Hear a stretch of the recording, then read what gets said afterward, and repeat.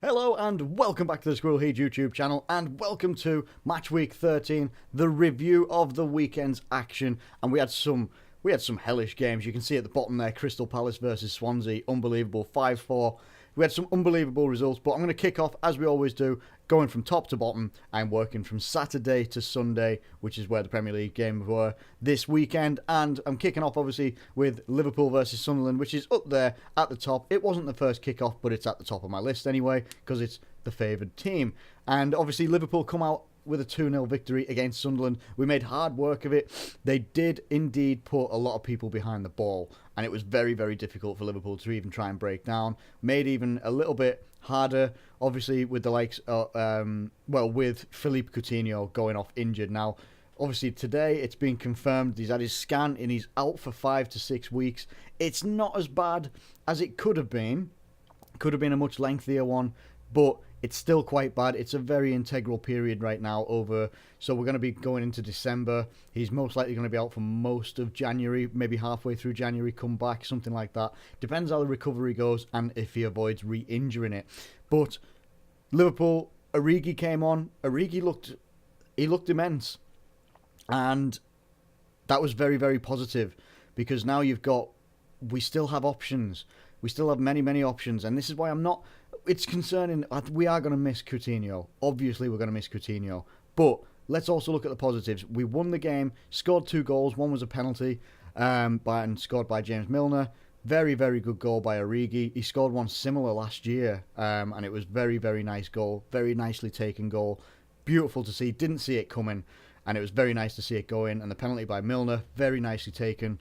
And it's a 2-0 victory to Liverpool against Sunderland. We kept a clean sheet, which is great as well. It means that we are improving at the back. But let's be honest, Sunderland did have their threats in the players, but in their play, they were set up to not get beaten. They didn't want to lose that game, or they wanted to lose it by as minimum as possible. They didn't seem like they were set up to attack or anything like that. So probably, I'm very, because look, at one point that game is looking like it was going to be like the Southampton game, where we weren't going to pick up any points or anything like that, and it looked like it was going to be, it's another one of these. After half time, I just had a feeling that it was going to be a draw, and I was starting to feel a bit like, and I started to get these feelings that crept in that were just a bit negative and stuff like that, and they were like, for some reason, just didn't have the belief that we were going to pull it over the line, and I wish I had. I really wish I had, because I've got to be keeping faith. Yes, we're not going to win every game. I've said that in the past. We're not going to win every game. We're not going to blast teams away as maybe people are expecting us to, or anything like that. But when you've got a manager like Jurgen Klopp, who's up and down that touchline, trying his hardest to get the fans back involved and get that atmosphere up, it's unbelievable, the atmosphere that they've got. And it did look like a shaky atmosphere at Anfield. When it looked like it wasn't going to go our way, it looked like it was just going to be maybe a stagnant draw or something like that. But they came out. The fans literally were more than the 12th man. They were more than the 12th man, as the articles and that are saying. They were absolutely unbelievably important. And it was very, very, very, very good to see. Let's hope that we can kick on in our next couple of fixtures and stuff like that as well. Let's hope these injuries as well aren't going to be taking too much of a toll on us. We've got Adam Lallana to come back. Daniel Sturridge to get over his calf injury. Don't know when he's going to be back. Got obviously Firmino had a knock. Didn't notice it when I was watching the game. Didn't notice that he went off hobbling a little bit. So that's a concern there. We've got Leeds coming up on Tuesday, so I'm going to try and get a preview out for that as quickly as possible. But I've got Ultimate Team to come out tomorrow as well, so I'll do what I can and see how we do. But let's move on to the next couple of games as well. Manchester City getting an important victory against Burnley.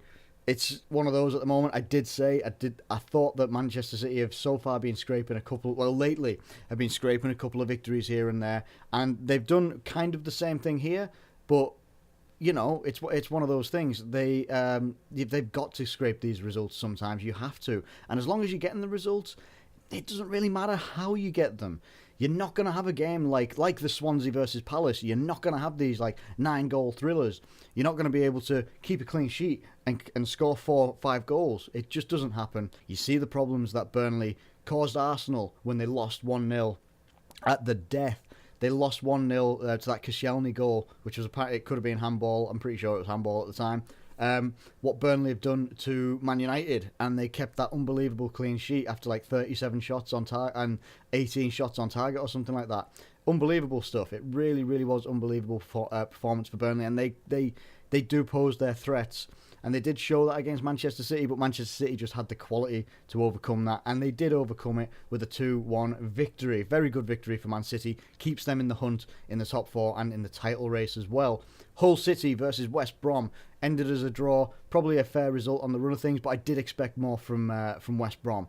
I thought that West Brom have got that quality. They came off a very, very good victory against Burnley last week where they smashed them 4-0. And you're thinking, you've got to be really getting onto that. Really taking that victory, grab it by the horns and do the same again, but they just couldn't do it. It finishes 1-1. A better result for Hull than it is for West Brom. That's my personal feelings anyway. Leicester versus Middlesbrough. Leicester couldn't buy a win if they tried at the moment, and they really couldn't. I actually thought that Middlesbrough were going to win this one. I think I predicted that Middlesbrough were going to win, and they were very close to doing it as well. Negredo broke his, I think it's 10-game drought or something like that. Broke his drought of scoring goals. And they did pose threats to Leicester that I thought they would. Middlesbrough are no slouches. They play good football. They've got a good manager and they've got some good players as well. Leicester, I don't know. I don't know if they've really improved their position in the league from where they were last week. They were 2 points above the drop last week, but it just seemed like, I don't know what it is. Yes, they're doing very, very well in the Champions League, but I don't know. Maybe they're just thinking, sod it, we'll see where we could place maybe like 13th in the Premier League or something like that, or maybe a little bit lower. But if they do well in the Champions League, that's pretty good for them. But we'll see what happens with Leicester. Good result for Middlesbrough, I would say. Moving on to Swansea versus Crystal Palace. I said, and I think this is maybe going to be a slightly little longer one than the others, obviously aside from the Liverpool one, I always spend a bit more time on those. Swansea versus Crystal Palace, I thought, and I said something similar in the preview for this week, in that I thought Crystal Palace, I think the words I used was Crystal Palace, I wouldn't be surprised if they just handed it to Swansea, if they handed the victory to Swansea. Now, I obviously didn't know that it was going to come down to something like this, okay? Where I think at one point Swansea, in fact, actually, let's go into the match details and let's have a look and see what's going on in here. So we get to go into, let's have a look at the whole game. Let's scroll. Thank you for scrolling. That would be most awesome. So we're just going to keep scrolling past here. So obviously, Zaha gets the first goal. Things are looking good. Then Sigurdsson equals it and it goes into half time. After that, Leroy Fer gets 2 goals within 2 minutes. And it's 3-1. And you're thinking, Crystal Palace have done it again. They've handed it right over to Swansea. And it's that late on in the game, you're thinking, yeah, it's probably actually going to finish that way.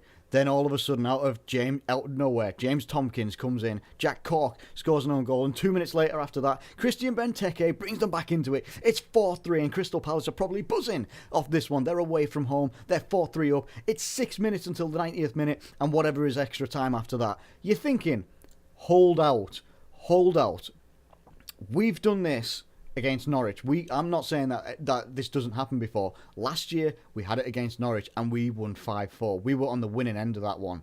To be on the losing end of this one is a catastrophe. Yeah, a catastrophe for the other team. So obviously, in this case, you're thinking 4-3. What a fight back. What an absolute fight back that is. That's unbelievable stuff. But then in the 91st minute and the 93rd minute, Fernando Llorente comes on. In fact, when did he come on? He didn't come on.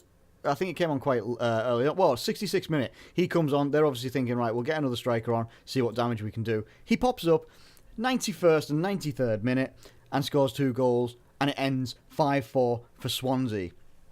What do you have to do as a team when you're 4-3 up and you're wanting to keep that lead for the next 6 minutes? Now, 6 minutes, or however long, obviously, all right, so 6 minutes plus 7. So, yeah, you're looking at 13 minutes of time. Yes, it's sometimes difficult and people get nervous. You would have thought that Crystal Palace would have been buzzing about the fact that they've just got back into it. 4-3, dramatic fashion. It's a dramatic game as it is, and you want to hold on to that. They've been on one of the worst, if not the worst, and I'm pretty sure it is the worst right now, on the worst streaks in Football League. at the moment where they're on such a loss streak, and now they're on 6 losses. Alan Pardew's got nowhere to hide. He's coming out in the press conferences afterwards, or the interviews with the TV, saying that he still believes he's the man for the job. How? They can score goals. But they concede goals as well. It's like they want to go forward and score as many goals as they can, and they do seem to score goals in pretty much all of their losses, but they're losing far too many. That back line has got to be doing so much better, but this also then comes down to the manager. How is that manager drilling that training to get that mentality where 84 minutes, Christian Benteke brings you back and brings you 4-3 up? You then need to be clinging to dear life to that victory that you're wanting so badly.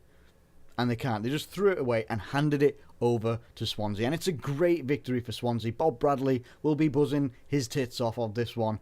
But Alan Pardew, you've got nowhere to hide. Newcastle fans look like they were right all along about Alan Pardew. People have been probably giving Newcastle fans, and probably one of the biggest, most well-known ones on YouTube and stuff like that, a hard time about Alan Pardew and all the criticism he got. But he's got nowhere to hide. You cannot do something like this and not expect a backlash. And he's got a hell of a lot of a job. He's got a lot to do if he's to keep his job. But if he does keep his job, what does that say about the club in general? I'll leave it there on that one. And then on to Chelsea versus Tottenham. And Chelsea, they got that vital victory that they needed to go back top of the league, as they did deservedly get. However, Tottenham did play quite well in this game and probably didn't deserve to lose it, but they did lose it, and that's really the main point here. Yes, Chelsea have now conceded a goal, which is really, really good, because now it proves that people can score against them. They just can't win against them now. Aces. So it still looks like Chelsea are going to go forward as they have done and probably just get better and better.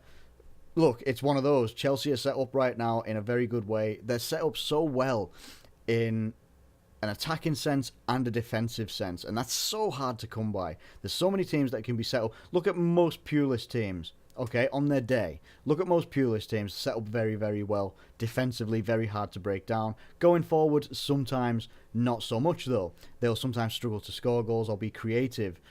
But you got the flip side. Take some Liverpool teams in the past, and we've been sometimes very good, very set up to go forward and attack and score goals. The back has been quite leaky. To get a good combination of that is so good. And Conte, he deserves a lot of praise for this, because he's taken essentially a Chelsea team that many people thought were dead and buried last year. Me included. I thought that Chelsea were going to take a longer time to recover from the season they had under Jose Mourinho. The one that, obviously Goose Hiddink tried to steady the ship a little bit, but they didn't do as well as a team with that much talent in there should do.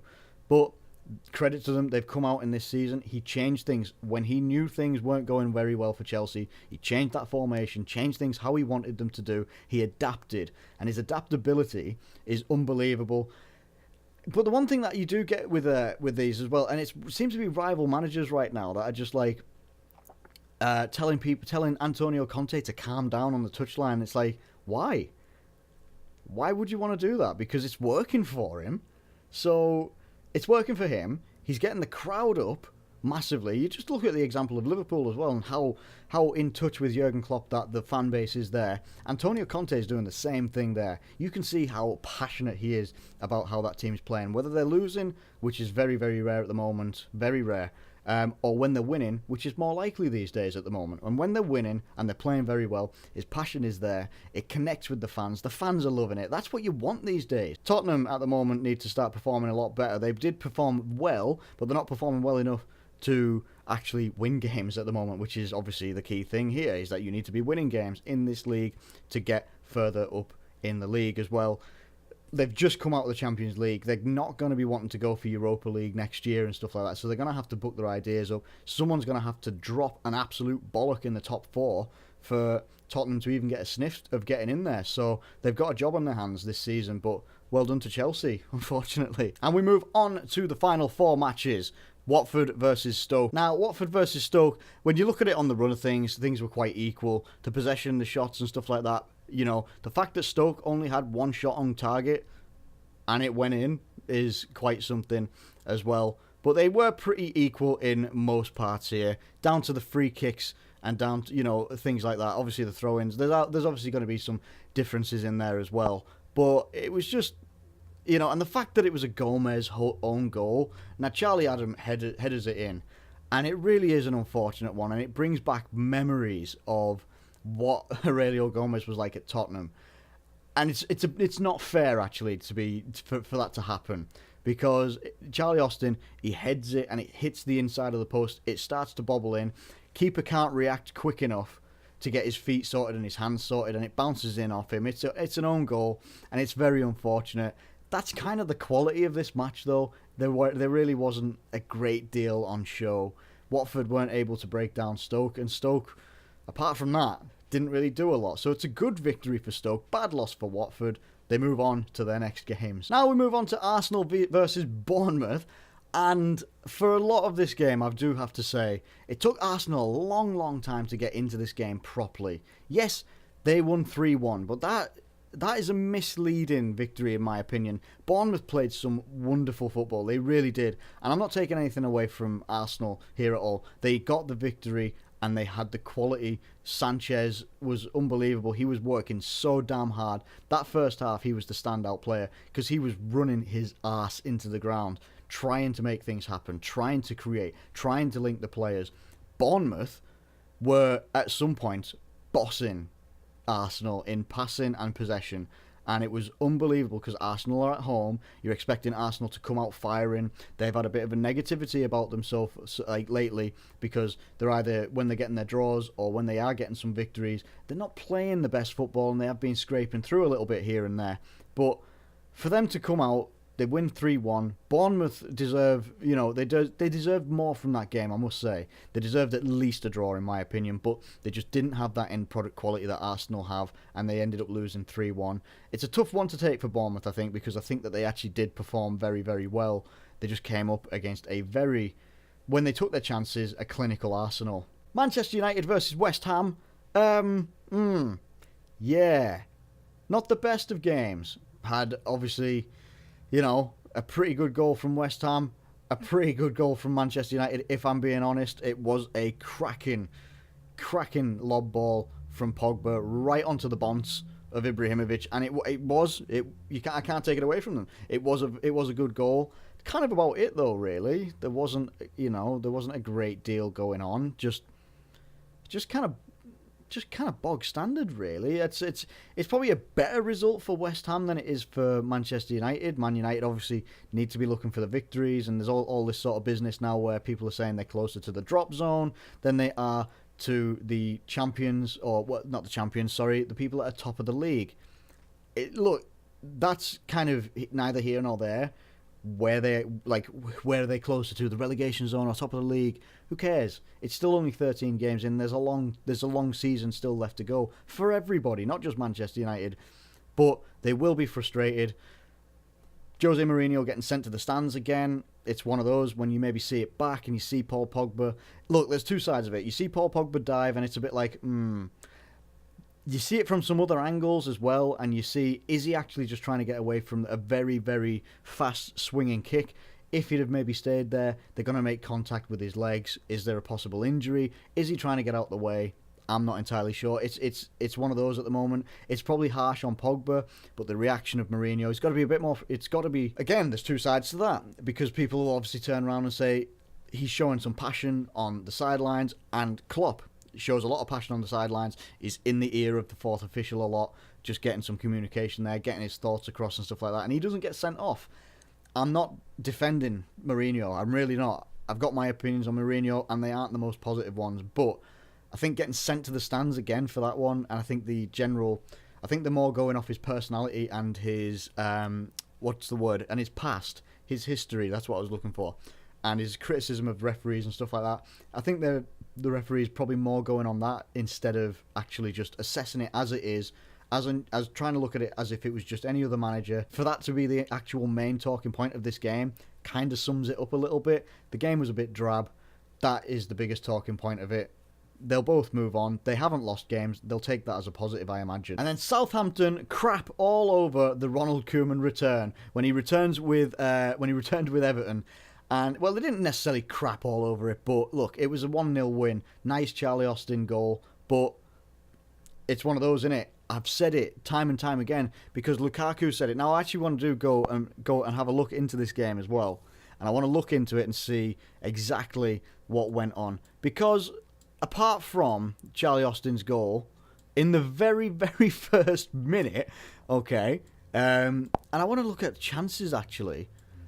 Now, look at that. That is so telling right there. Now, obviously, Southampton created more chances, but they were much more accurate with their chances. They created 14 shots, tried 14 shots, I should say. Half of those were on target. Everton tried 9 shots, none were on target. No shots on goal for the whole game.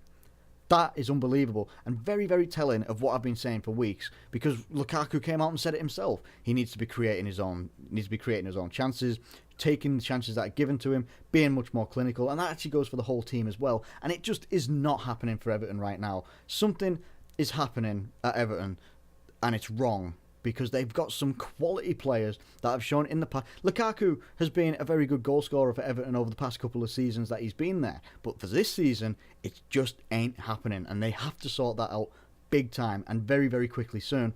Otherwise, Everton are going to start dropping down that table even further. And they do not want to be having a season like they did with Roberto Martinez, where they just drop down, and it's just not happening for them right now. I'm not sure what the solution is for Everton. I'm really not. It's a positive result for Southampton, though. Very good one. Everton can be a dangerous side and coming up against their former manager, but their new manager has managed to do that and keep all of their shots off goal, and they got a very positive result. Nice Charlie Austin goal, but it was a bit drab affair after that, but they got the win, and that is the most important thing for Southampton. Everton have got some work to do, massive. And that is the Premier League review for this week. I hope you've enjoyed the video. What I am going to try and do, obviously, I'm going to try and separate out the videos like I used to and have the Liverpool ones have separate ones and the Premier League ones have separate ones as well, so that they're not as long as this video is, because it'll probably clock in at about 20 minutes. So I apologise for that, but it's just been one of those times at the moment. It's been a busy couple of weeks, and yeah, the fact that I'm even doing videos is quite something. So apologies. I'm hoping that I'll get a better format back for you very, very soon. But I do hope you've enjoyed it. If you have, please drop a like on the video. It helps out so much. Subscribe if you're new around here. There's going to be so much more coming in terms of the videos and also the gaming videos as well. I have got a lot of stuff planned on that, but I'll keep that hush-hush for now. So, like the video, subscribe if you're new around here. Thank you ever so much for watching, as always, and I'll catch you later.